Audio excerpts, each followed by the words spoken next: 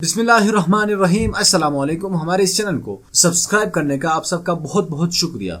दोस्तों, जिसने अभी तक सब्सक्राइब नहीं किया है वो काइंडली सब्सक्राइब कर दे, क्योंकि हमारे जो 80% व्यूअर्स है उन्होंने अभी तक सब्सक्राइब नहीं किया हुआ है, तो लाजमी सब्सक्राइब कीजिएगा। दोस्तों, शुएब अख्तर ने पाकिस्तानी क्रिकेट टीम की पैंट ही लगा दी। दोस्तों, शुएब अख्तर ने क्या खूब पाकिस्तानी क्रिकेट टीम को ललकारा है और पाकिस्तानी टीम के जितने भी खिलाड़ी हैं उनको, पाकिस्तानी क्रिकेट टीम में जितने भी खिलाड़ी हैं उनको शुएब अख्तर ने एक वार्निंग भी जारी किया है कि इस तरह के मैचेस नहीं होते। आप लोग एक मैच में अच्छी तरह परफॉर्मेंस कर देते हैं, बाकी मैचों में आप लोगों से हवा निकल जाती है और आप लोग पाकिस्तानी क्रिकेट टीम को और पाकिस्तान की पूरी कौम को जलील कर देते हैं। दोस्तों, आप वीडियो में आगे बढ़ने से पहले एक गुजारिश आपसे करूंगा कि इस वीडियो को लाजमी लाइक कीजिएगा, नीचे कमेंट बॉक्स में अपने राय का इजहार जरूर दीजिएगा कि दूसरा T20 मैच पाकिस्तान क्यों हारा, आपकी नजर में असल वजह क्या थी। दोस्तों, शुएब अख्तर का कहना है कि पाकिस्तानी क्रिकेट टीम एक ऐसी टीम बन चुकी है, खास तौर पर बाबर आजम की कप्तानी में, कि उनको कोई भी टीम हरा सकती है और पाकिस्तानी क्रिकेट टीम दुनिया की बड़ी सी बड़ी टीम को भी हरा सकती है। लेकिन